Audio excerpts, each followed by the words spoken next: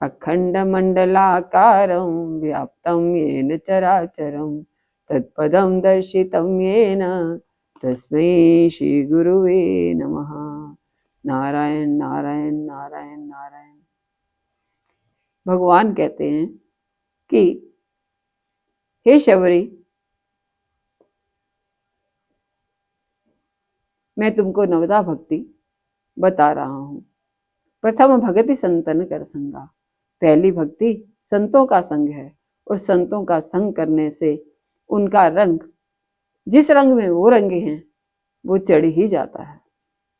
संतों के संग से परमात्मा में प्रेम उत्पन्न होता है, क्योंकि जिस सत्य के साथ वो जुड़े हुए हैं, उनके साथ जुड़ने वाला भी उसी के साथ जुड़ जाता है।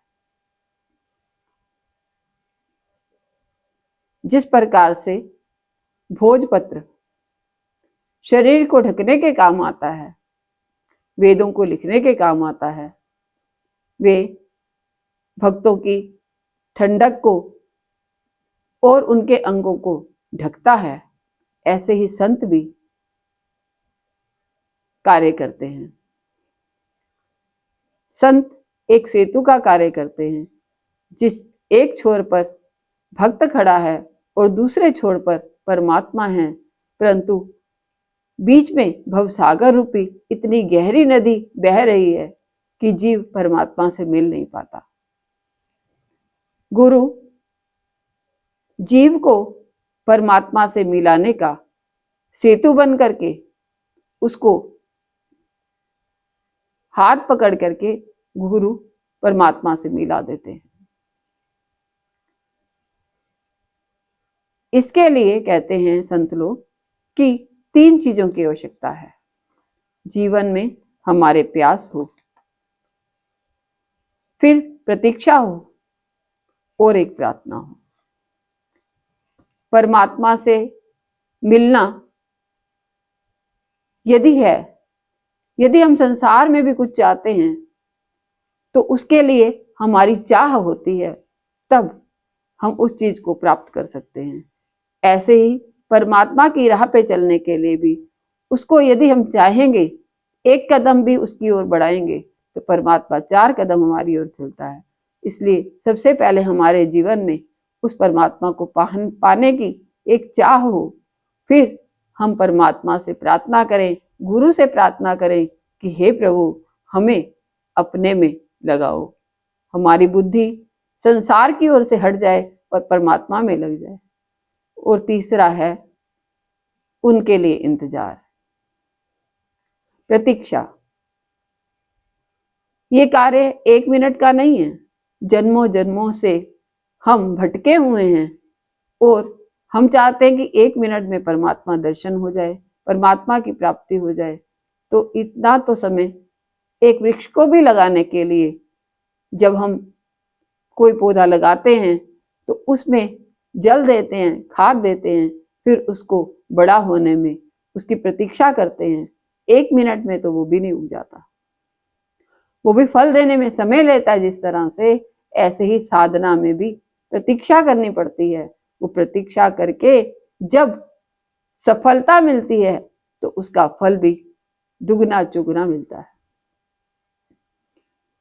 भगवान शंकर जिस समय तपस्या करने के लिए हिमालय पे गए, तो कामदेव वहां पर अपने 5 बाण लेकर के उन्हें शब्द स्पर्श रूप रस गंध रति के साथ वहां पहुंचे।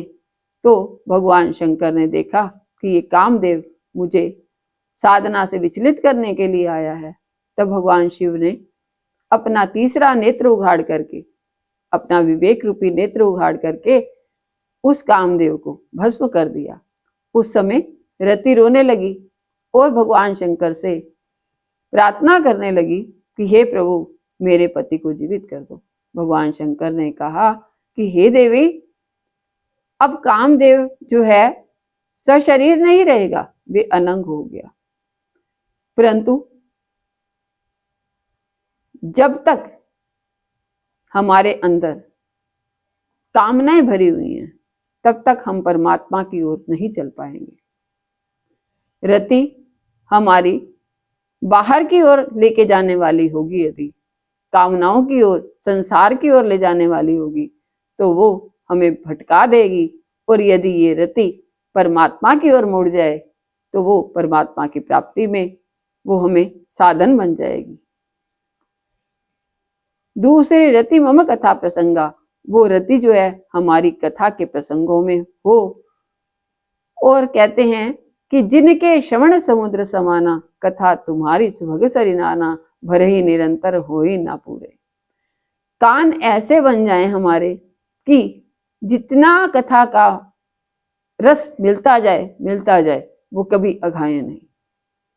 और जैसे समुद्र नदियों के जल को लेकर के कभी पूर्ण नहीं होता, इसी तरह से हमारा हृदय कभी उस परमात्मा की कथा से अघाए नहीं, वो और का रस लेता रहे।